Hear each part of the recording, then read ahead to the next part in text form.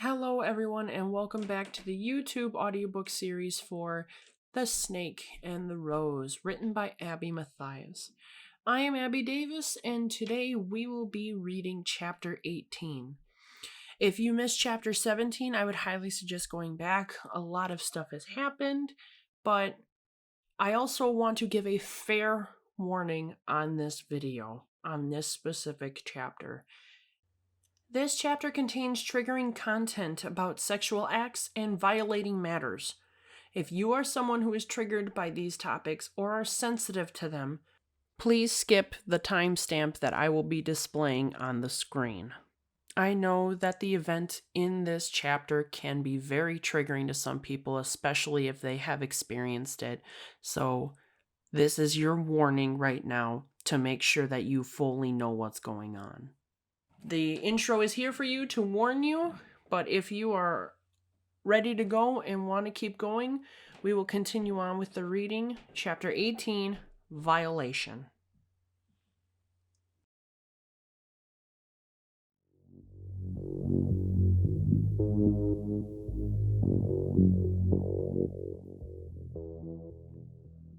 As Abby drove, I took in my surroundings as the environment transitioned from rural areas to urban. It was a little bit of a drastic change for her, but not as much as if she would have lived in New York where I did. I worked within the inner city of New York for one of the biggest hospitals there. Very well known, too. I heard nothing but constant shouting, car horns, businesses, and more while I was living. So to be paired with a girl who lived in the countryside was quite a change for me.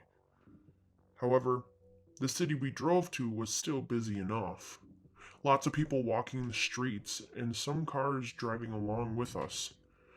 But it wasn't as clustered as I was used to. As we got closer to our destination, Abby pulled the car over into a street parking spot next to the parking meter. I grew confused by her choice and decided to finally speak. Why are we parking here? If we are going to a restaurant, shouldn't we park in their parking lot? I would if I could, but they are redoing the pavement so it's closed. Then why is the restaurant open if they can't park their customers? Temporarily, they are sharing a parking lot with the grocery store next to them. I could barely find a parking spot when I go to either of those establishments. Now that they share one, I won't be able to find a spot. Plus, the walk will be good for both of us. It's about a half a mile away from where we are. We'll make it. Once she was done with our talk, she peeked at her side mirror to ensure that there were no oncoming cars coming before she opened her door to get out.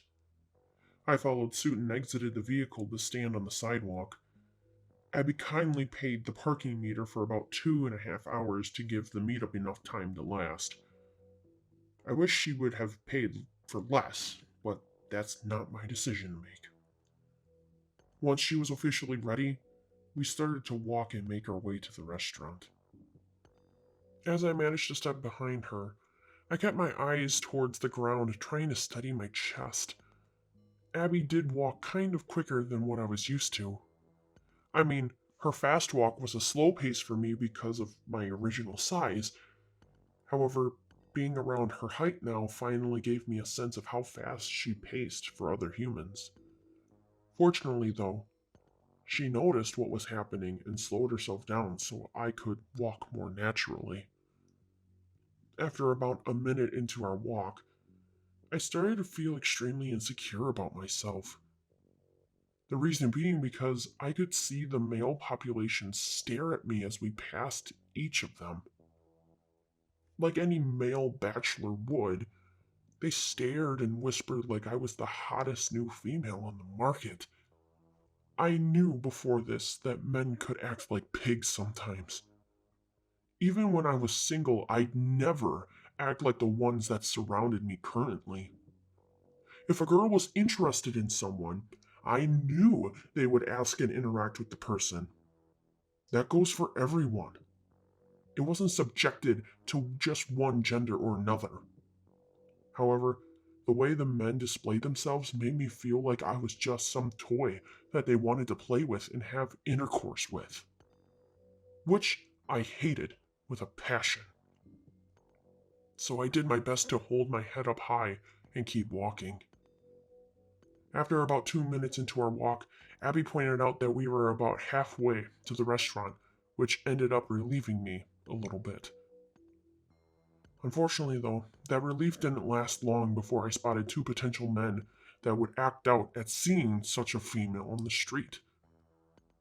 We began to pass a small bar, and I could see 2 men staring at me as we approached. I turned to Abby to see that she wasn't quite paying attention and couldn't see the possible danger. So I tilted my head down and continued walking, hoping nothing would happen. As we continued, I heard one of the boys catcall, and I didn't give them any of my attention.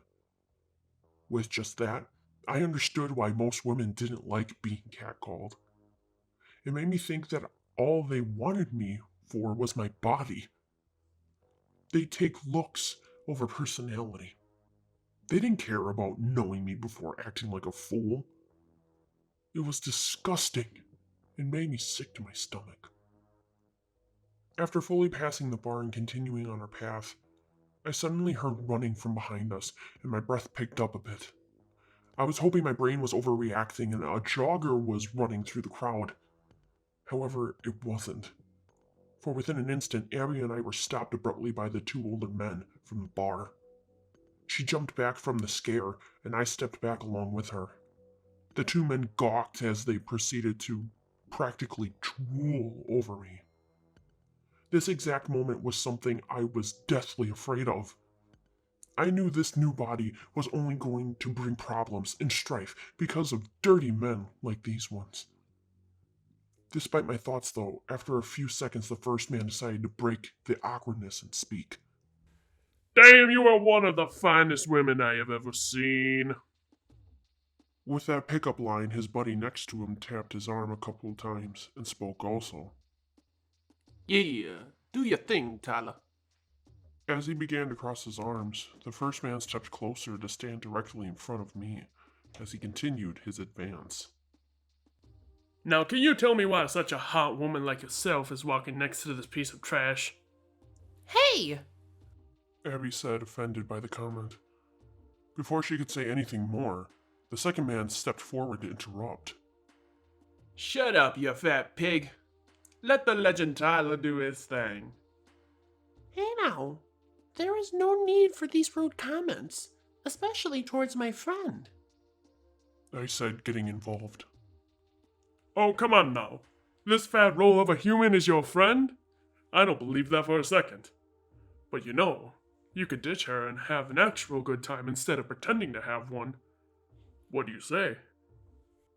I say screw you. I would rather gag on my own vomit before I would even consider going out with you. I spoke aggressively. After that remark, I saw Tyler get mad but still keep his composure as he carried on with his persuasion. Oh, playing hard to get. I like that especially in women. However, I could have you gag on something else that you would like much better than vomit. Then, with one swift motion, he stepped forward, placed his hand on my ass, and drove me into his pelvis. I groaned in disgust as Abby began to intervene. Hey, let her go, you pervert! She's obviously not interested. Abby then got shoved aside and blocked by the second man as Tyler kept a hold of my squirming body. Now, isn't this better than being with that shamu over there? He said, refusing to let me or my ass go. After that, I grew furious and acted out. Get the fuck off me, you disgusting pig! With that, I kneed him in his genitalia and shoved him away. The second man started advancing to his aid by trying to stop me. However, I kicked him in the stomach with my heel, forcing him to hit the streetlight. As they were stunned with pain, I grabbed Abby's hand and spoke out loud. Run, now! And with that, the chase of our lives began. As we sprinted, I glanced back to see that the men were starting to chase us down. We kept running and weaving through the crowd, desperately trying to lose them within it. As we fought through, I was trying to think of a good way to stop them. Looking around, I quickly saw us passing two aluminum garbage cans placed side by side with each other. Upon that, I remembered I had the power to move things with my hands and instantly came up with my plan of attack. Looking back, I quickly activated the power and swung my hand in front of the men, moving the cans right in front of their faces. They ended up hitting the cans head on and clotheslining themselves. They fell on their backs and were halted from their pursuit. Men and women alike came to their aid and wondered at the phenomenon that happened. But I knew that those dirtbags got what they deserved. I ended up proving my point and showed them how they were acting. Knowing those results, I quickly caught up to Abby and made it around the corner near the restaurant. When I caught up to her, she was leaning up against a wall trying to catch her breath. Hey, are you okay? I asked, trying to catch my breath as well. Yeah, I guess. She replied back with a sour face. Abby, don't let their comments get to you. They are a pair of morons and only think with their dicks instead of their heads. In my opinion, you look beautiful. They had no right to say those things. After my response, she gazed up at me and started to blush herself. Really? Of course. Just because you have a little more weight to you doesn't mean that you are fat or obese. I have seen many worse cases of weight gain, and you are nothing compared to them. With that, she started to smile a bit and stopped leaning against the wall for support. Thank you, Darla. She said, making sure she didn't blow my cover. After that, we started walking to the restaurant, and I quietly explained the consequences that were given to the two predators.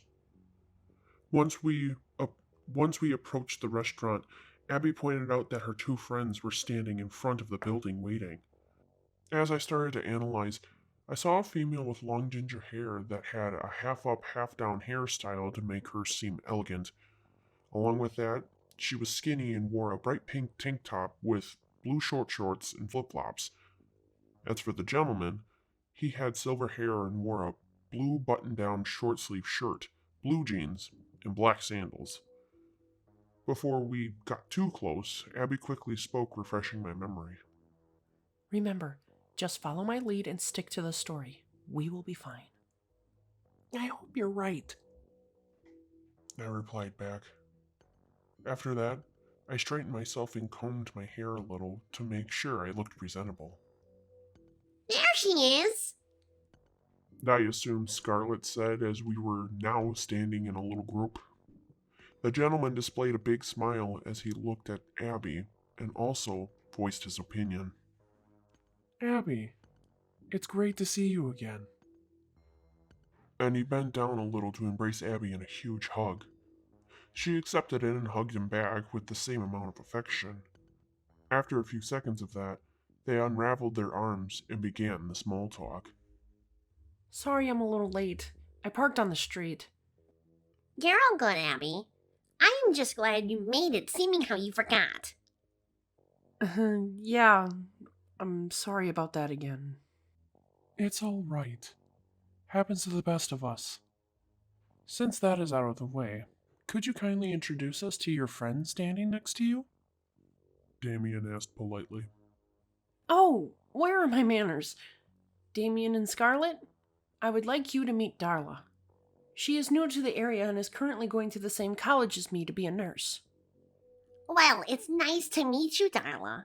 And I have to say, I love those shoes. They look very flattering on you with your outfit. Oh, well, thank you. I wasn't quite sure about them at first, but I found a way to enjoy them. I replied, referring to the kick I gave the second man from earlier. I'm sure you're a great person if Abby is friends with you. She always has good taste, and I am excited to get to know you. Damien said, making her blush a little. After that, Abby instructed us into the restaurant, and we sat at a table to dine in. For a while, the conversation between the three of them was about catching up and explaining what happened within their lives during the past month. Damien was on his last semester of college to be a future mechanic.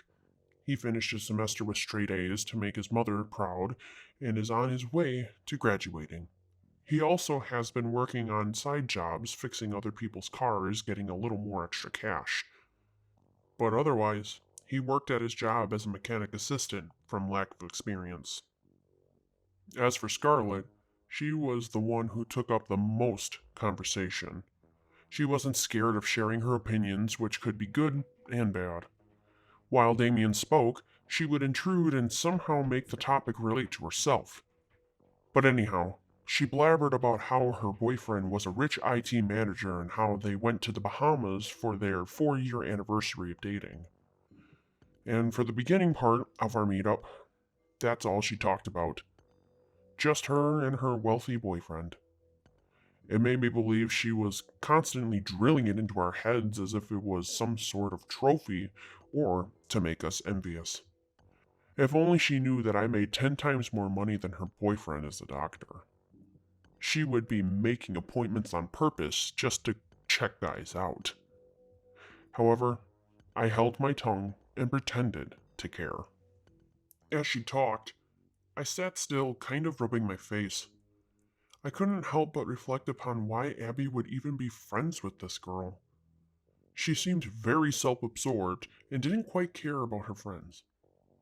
And if this was the way only one of her female friends acted, how were the others like? With that in mind, I recalled Abby saying that she was the mom of the friend group. Now I saw why. It was because of entitled brats rubbing their lives in her face. They would be the center of attention and make a fool of themselves. She would literally have to parent her friends and be a bummer. But I could be wrong and Scarlett could be the only friend like this. Yet I still wasn't sure. This was my first time, after all, that I met her friends. I couldn't judge just by one person. As I was in the middle of thinking, I felt a sudden nudge on my right arm and shook myself back to reality. I looked to see Abby staring at me and replied with, Welcome back.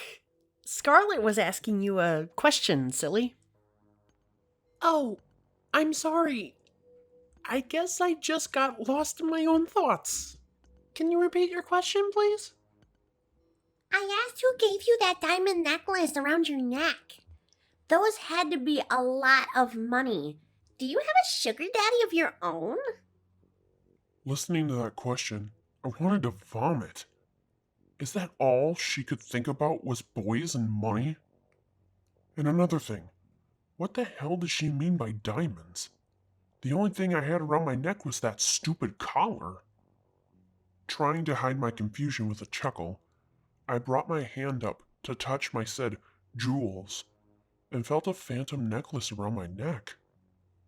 I couldn't see exactly what it looked like, but it was wide in design and it laid on my chest. Upon that feeling, I realized that other humans besides Abby couldn't see my choker, and instead saw a diamond necklace. Ooh, based on your reaction, they must be from someone important. You're starting to blush. Give us details, Darla. She demanded. With that, I quickly thought up a lie to make her get off my back. The necklace is from my father.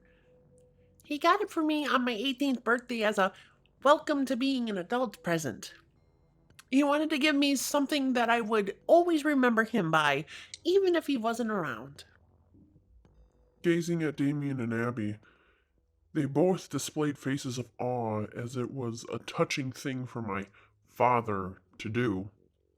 However, for me, it made me want to gag as my brain kept thinking Satan was my father. Yet, Scarlet really wasn't buying my charade. That's not something a typical dad would give their daughter if it didn't mean something else. Come on now.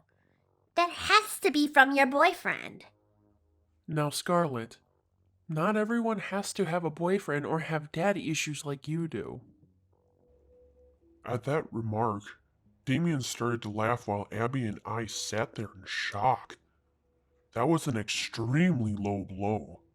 However, he must have been right because Abby started chuckling a few seconds later while Scarlet adjusted herself in her seat. After a slight moment of awkwardness for me, the three of them picked up the conversation again like nothing happened, and we continued on with the meetup. As the lunch went on, we managed to order some food and drinks. Before that, I didn't even think about the fact that I could consume human meals and beverages. I could get whatever I wanted, yet I had just a plain water though for a drink. I was never a big soda drinker, and I didn't have an ID to prove my age, so I couldn't get alcohol.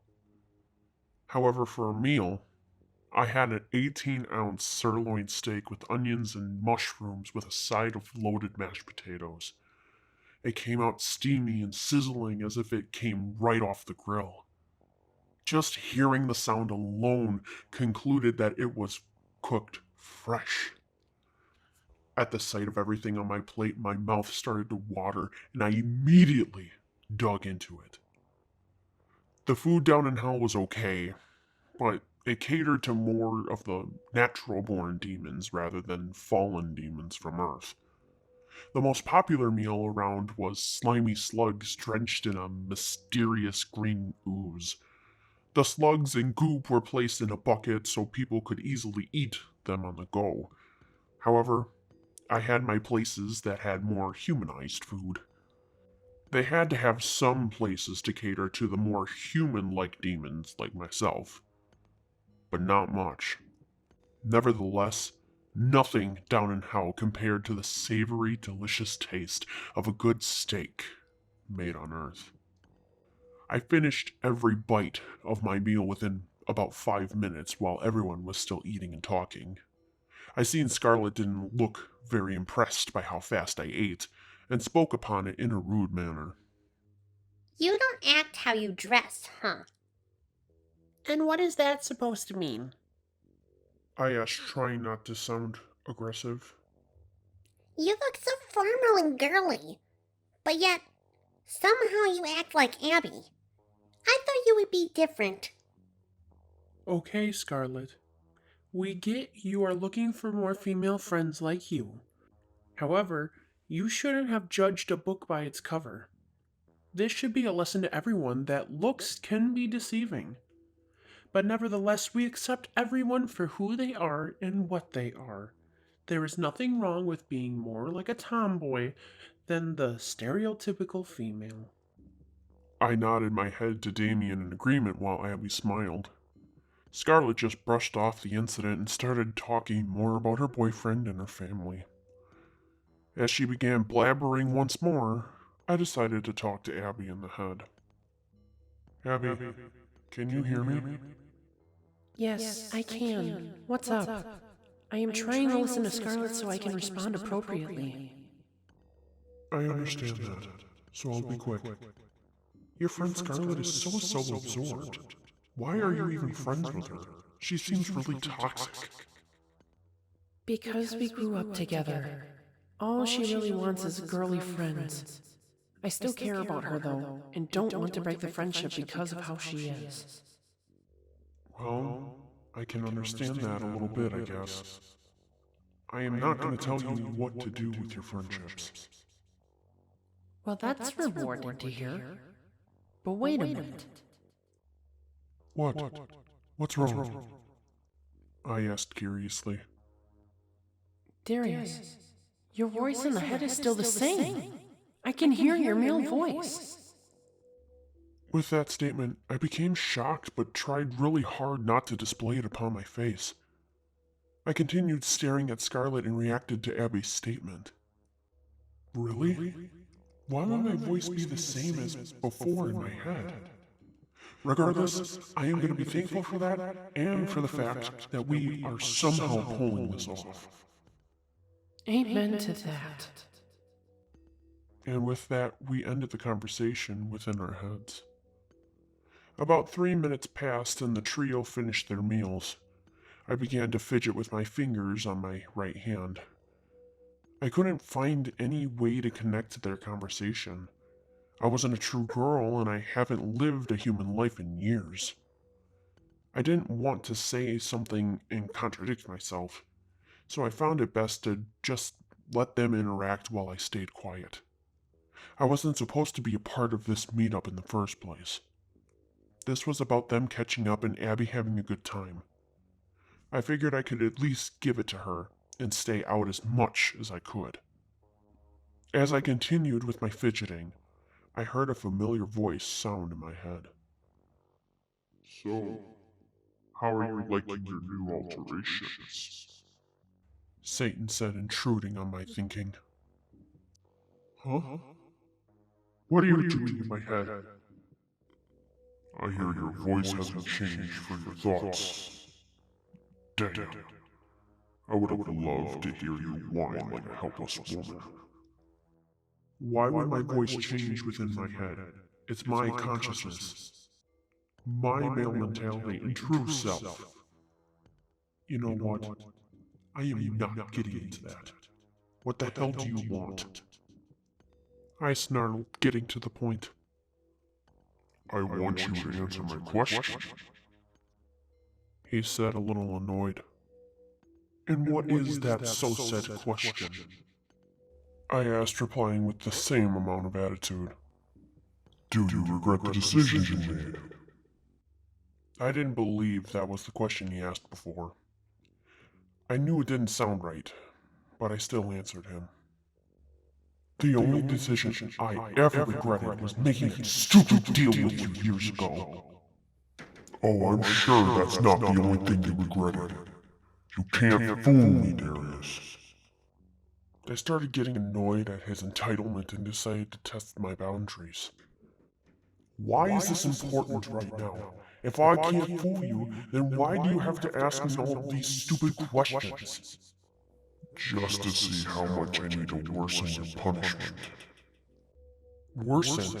What do you mean worsen? You changing me is horrible enough as it is. Just fucking leave me alone. Now. No need to be so angry, Darla. After he said that, I panicked a little, thinking he knew what was going on with the meetup.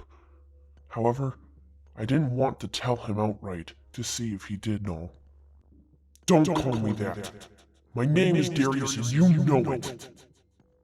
Why would a curvy female like you have such a masculine name such as Darius? I think the female name of it is a lot better suited for you. Just screw off, you pervert. Get the hell out of my head, I exclaimed, voicing my anger. Hey now, you seem really tense. You should relax a little bit. I would relax if you would just...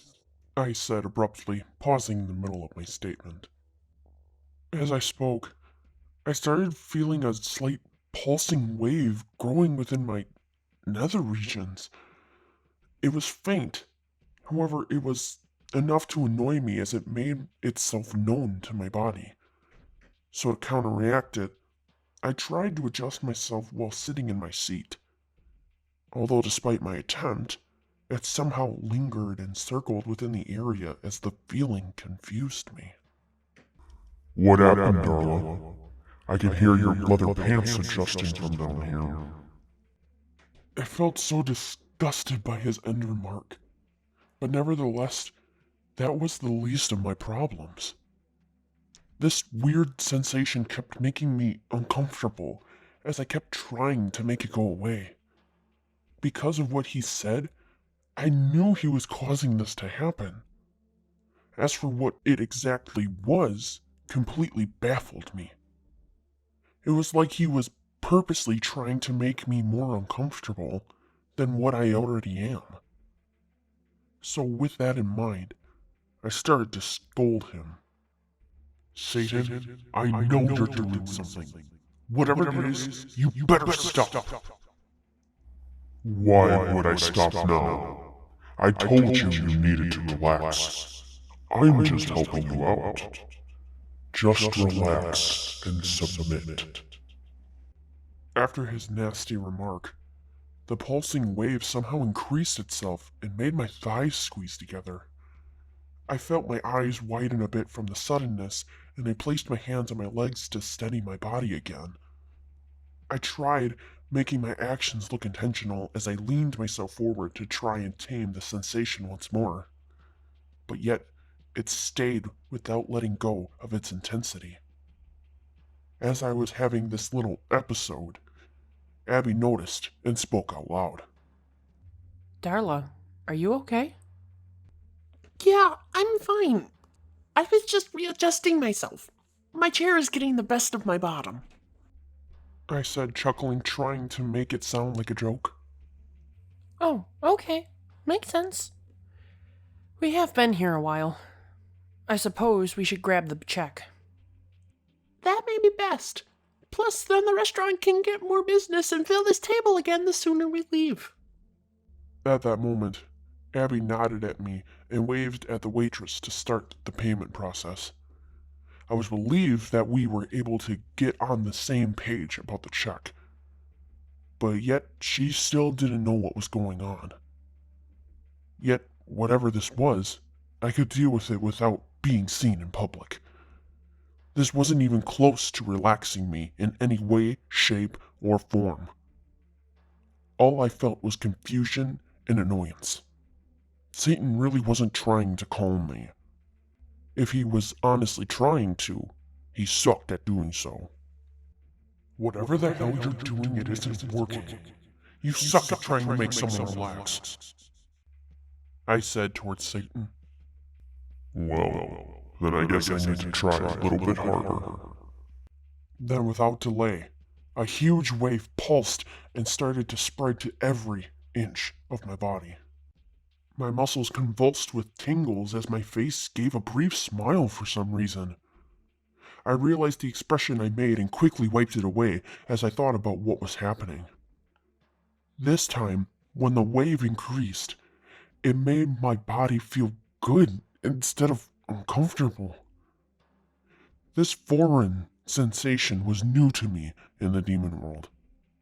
However, I became fully aware of what this feeling was.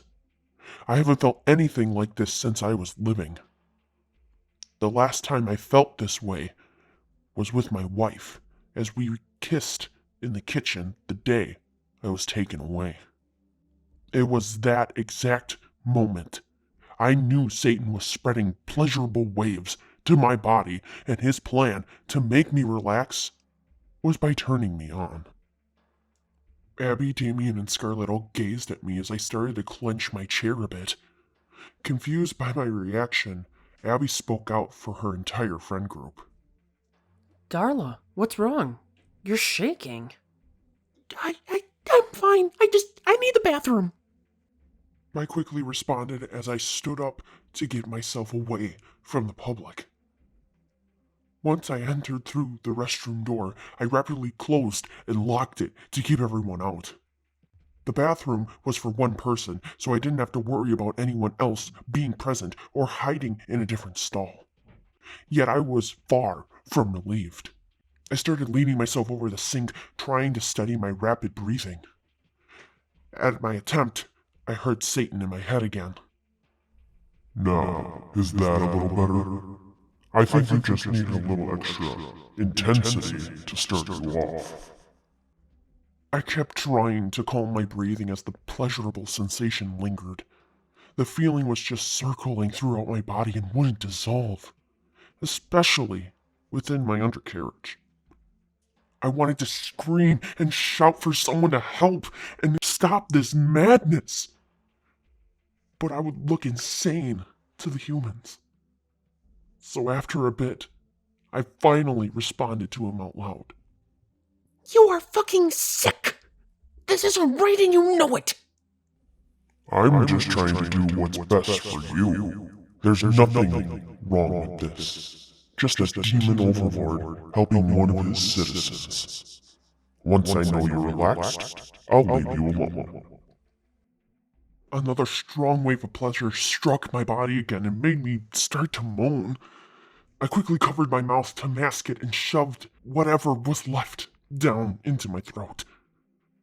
I was somehow successful and started collecting myself once more from the overwhelming pleasure being forced upon me.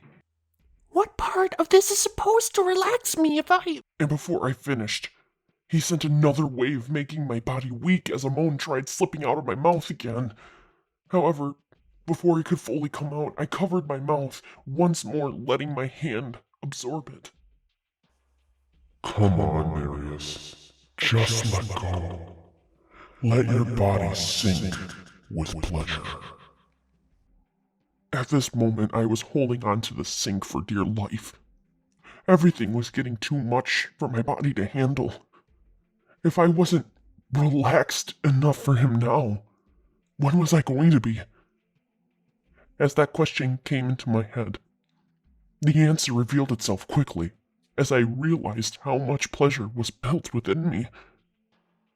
He wanted to go the full mile and push me over the edge to make me climax. At that moment, my body filled with terror. I was feeling sexual pleasure without doing anything and not wanting to. I felt so helpless and violated. This had to be some sort of form of sexual harassment. Or even worse, this wasn't anything I consented to do. Never would I give permission to the worst being known to man to make me feel this way. I mean, I didn't feel anything shoved into me or moving around within the vagina. However, that still didn't matter.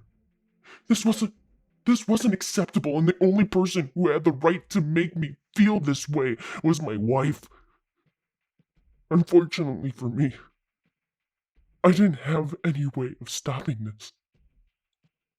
As I was lost in my fears, I heard a sudden knock on the door. I panicked and quickly turned to it as a voice spoke out.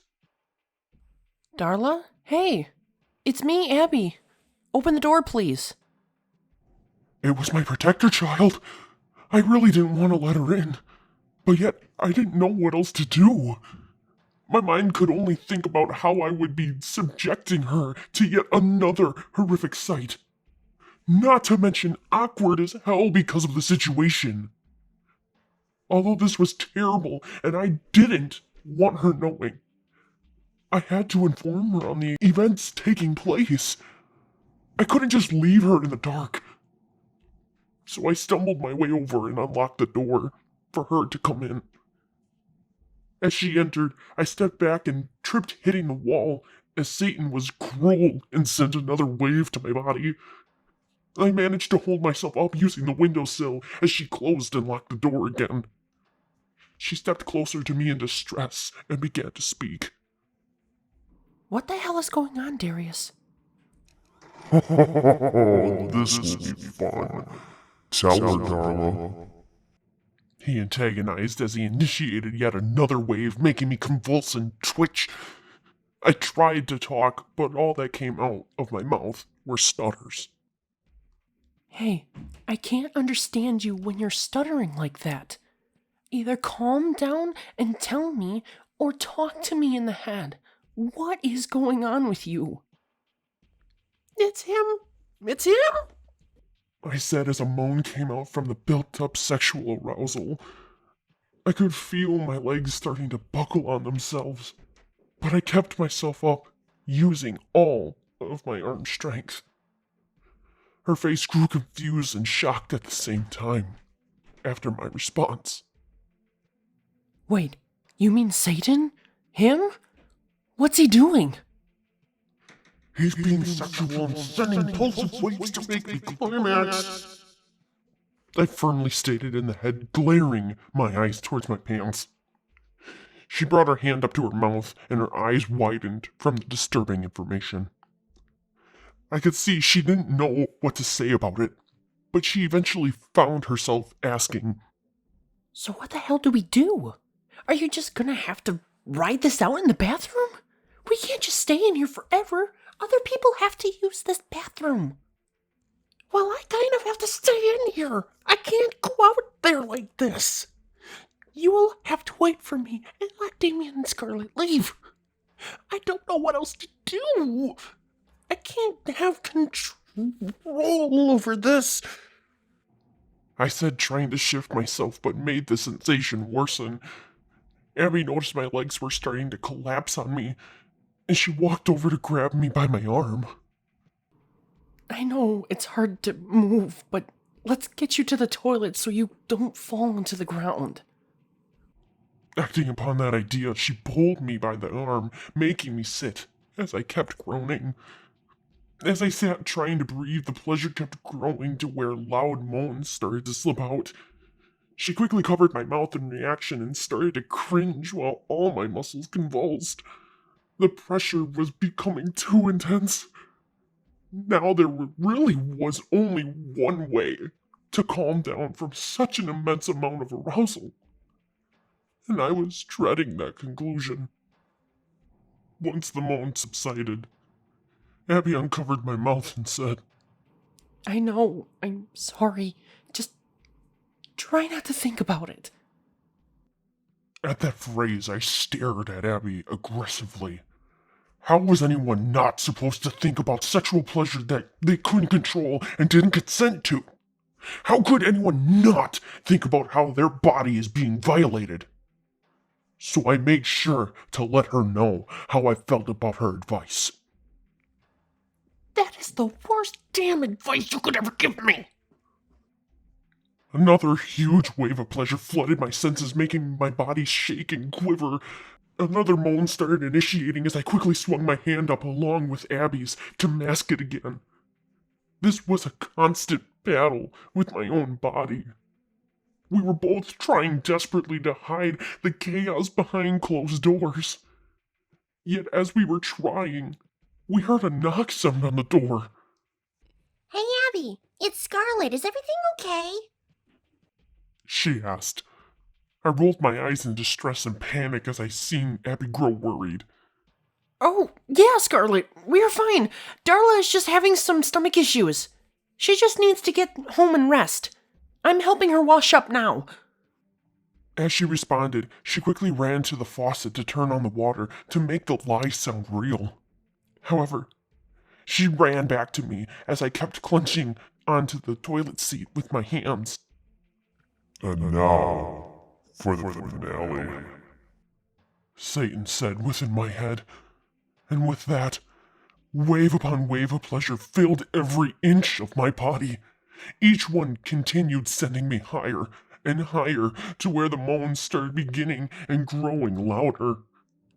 Abby threw both of her hands over my mouth while I managed to place mine on top of hers to ensure nothing would be heard. My mind started becoming fuzzy as it was completely taken by pleasure. All I felt was immense arousal as my muscles contracted and the knots in my stomach tightened. Once my body couldn't contain itself anymore, it tipped over the edge and orgasmed heavily, unwillingly. After that, my breathing finally started to slow down from the release, and everything gradually stopped. there you go. Now that you're relaxed, I need to go and torture the poor souls down here. Have a good rest of your day. Upon that, he implanted his evil laugh in my head again, and his voice faded away. I finally was able to rest my muscles and limbs as I was coming down from Pleasure Mountain. As that happened, I released Abby's hands as I realized I was grasping them tightly, making her hands red a bit. However, she pulled them away, as if it didn't matter. She did look at me with concern, as she was trying to calm her breathing as well. Is he done? she asked quietly. I sat still as my emotions continued to stir. I was stunned, breathless, and petrified. My violator just left in satisfaction while I was stuck, feeling disgusted and broken. My pride, self-confidence, and reason were all shattered within a span of about 5 minutes. But yet, no matter how I was feeling, I needed to answer her question. He stopped. I finally said hesitantly. As silence filled the bathroom, my mind thought against my will and brought up the entire scene again. Every single embarrassing and violating moment played back to me like a movie on a screen. My emotions began acting up again as my female body couldn't bottle my troubles anymore. And as a result, I started to shake and tear up as I now felt like a broken shell of a man. Darius, I'm so sorry. She said with sympathy. I had nothing else to say and just kept weeping quietly. She tried to grab my arm, and I pulled away as I didn't want to be touched. I seen her pull herself back in shame and close her eyes for a brief moment. Eventually, she gathered herself to notify me of our next action. Now that he left, let's get you situated so that we can go home. Upon that, I nodded my head with sorrow, and she left the bathroom so I could clean up the mess in my pants. Once I felt I had cleaned myself up enough, we both left the restaurant and started making our way back to the car. We both kept silent as we made our way through the crowd once more. I still kept getting stares and catcalls as I walked, but thankfully, this time I didn't have anybody else making advances towards me. I've had enough violating events happen to me for one day. Hell, this was enough to supply terror for a lifetime. I was just hoping that this was going to be the worst of it, and would never happen again. Although my mind was reflecting, we made it to her car and got buckled in before Abby had another realization. Darius, I know I said we would go straight home, but I have to pick up butter for my mom from the grocery store. I gazed at her with sorrowful eyes upon her statement.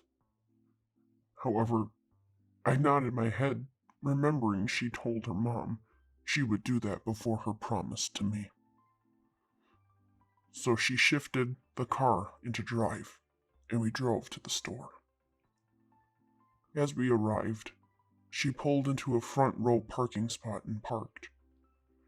As she was preparing herself to go in, she then turned to me and said, I'm gonna quick run in and grab what we need.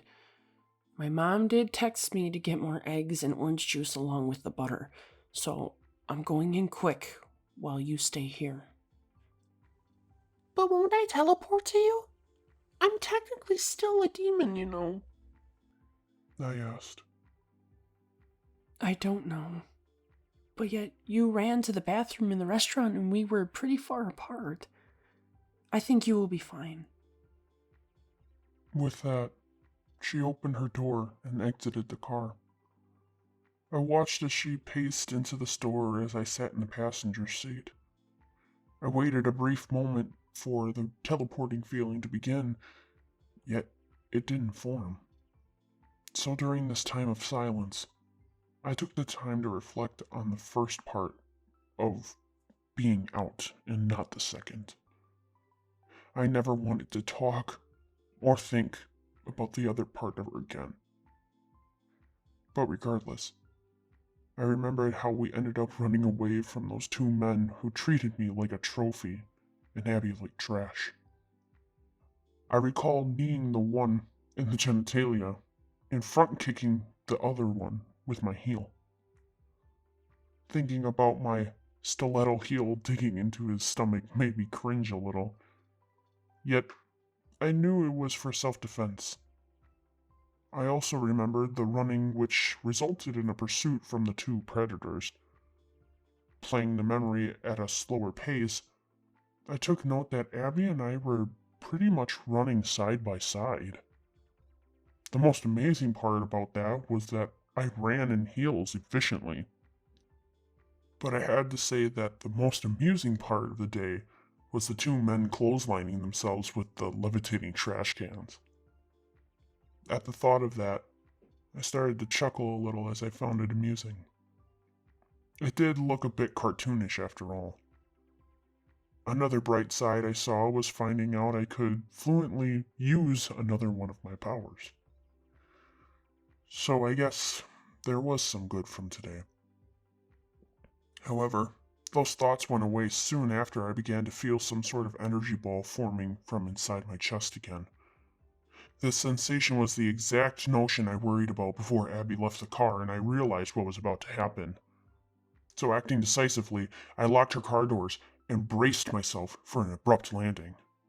As predicted, I suddenly teleported into the store right next to Abby. I was thrown off as I became discombobulated and had to steady myself with a shelf. Obviously, she freaked out a bit as I appeared unexpectedly out of thin air. As I was gathering myself, my head swiveled to examine the surroundings of the store to find that we were alone in an aisle.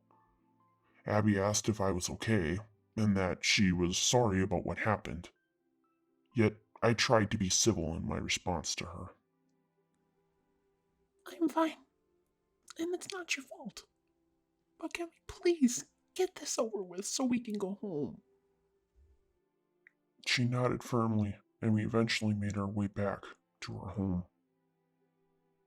Once we got there, I helped Abby lug the groceries inside while she carried her takeout box from lunch. As we walked into the kitchen, the dogs were in their kennels and no one was to be found. From a note she found on the counter, her mom and her dad left for town to get some dinner and tools for the farm. Abby and I didn't really mind that they were gone. It gave us alone time to talk freely. So after we ended up putting the groceries away, we headed to her cosplay room. There really was no need to, but I figured she would feel better talking to me behind a closed door than out in the open.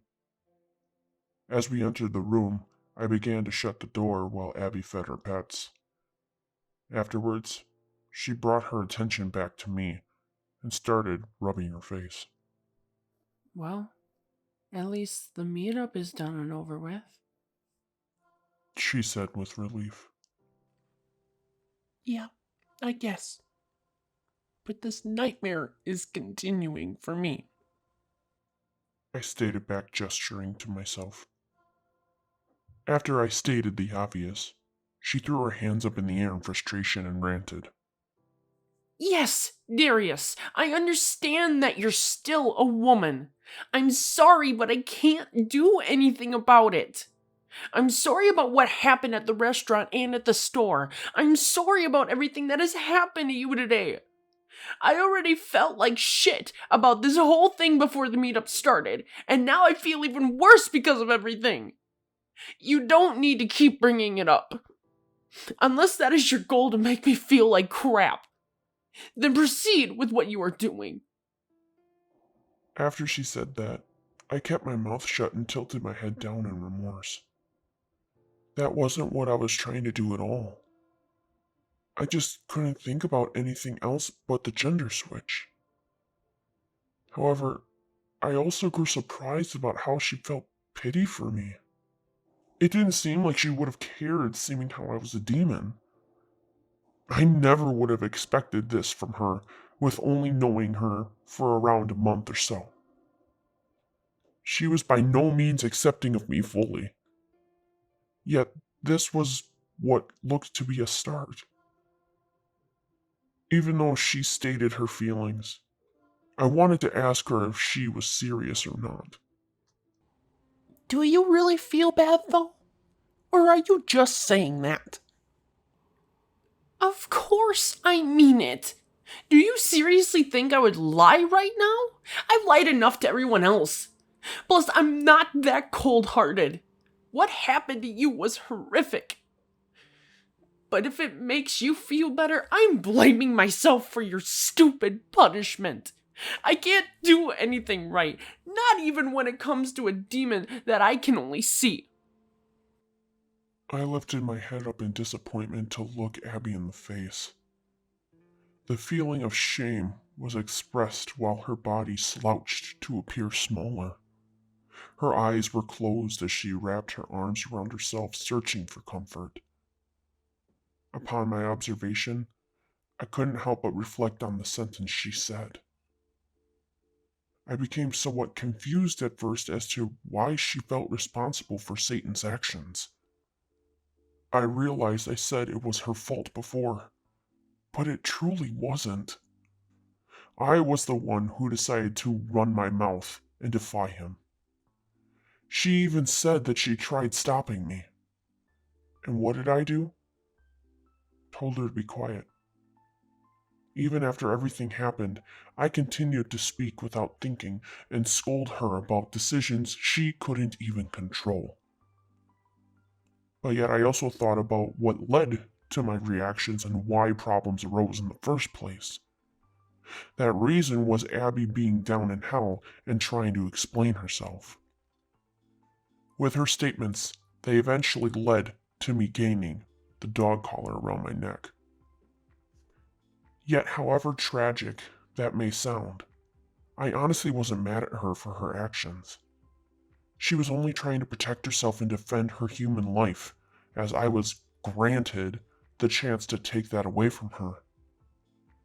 Although the offer may have sounded tempting to others, I couldn't help but remember how I became a demon in the first place, and how Abby's life would have been negatively affected by my choice. Plus, there wouldn't be much left for me up here anymore. I couldn't just reset my life. Yet the most striking thought of all, knowing my decision would have taken an innocent girl's life, would have haunted me for the rest of my lifetime. Despite my constant reflections, I decided to tell Abby how I thought about her statement. Abby, you shouldn't feel guilty and believe this is your fault.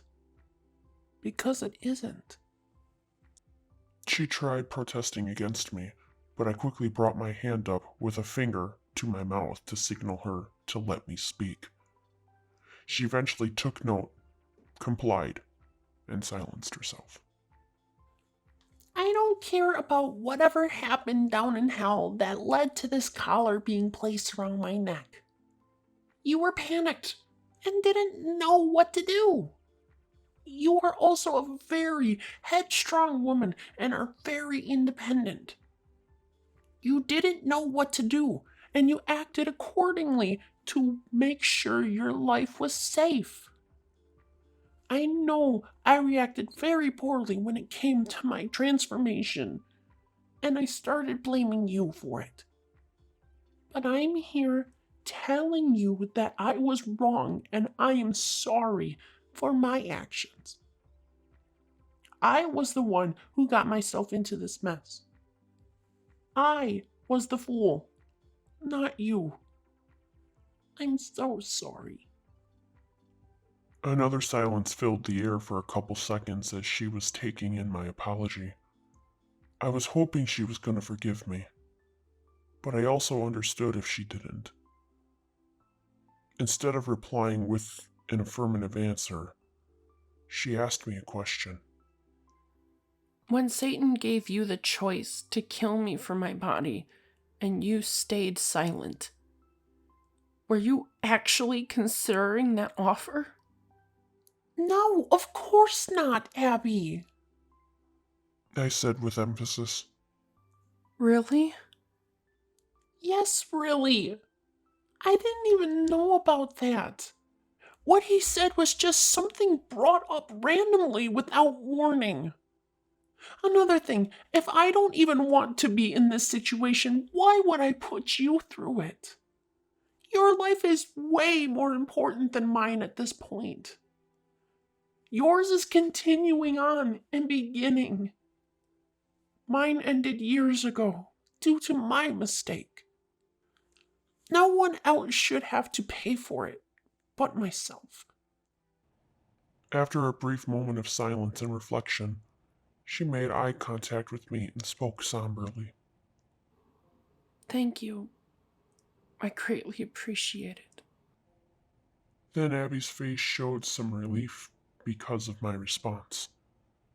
With her reaction, it made me begin to relax as well. Although our stress began to die down, I couldn't wrap my head around the fact of how much this random kid affects me.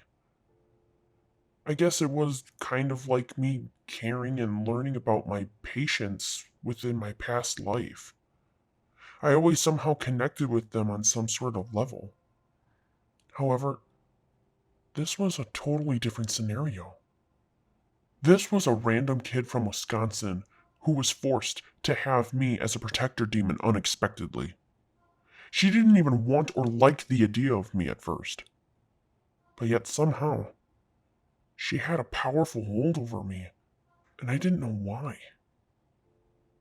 Although I became lost in my thoughts, a distinct voice echoed within Abby's room. Darius, I summon you now. He said sarcastically. I started crying out my refusal as Abby called my name. However, I was still abruptly teleported down to hell to face Satan as a woman. This has been Chapter 18, Violation, from the book The Snake and the Rose. Tune into the next video for Chapter 19. Thank you for listening.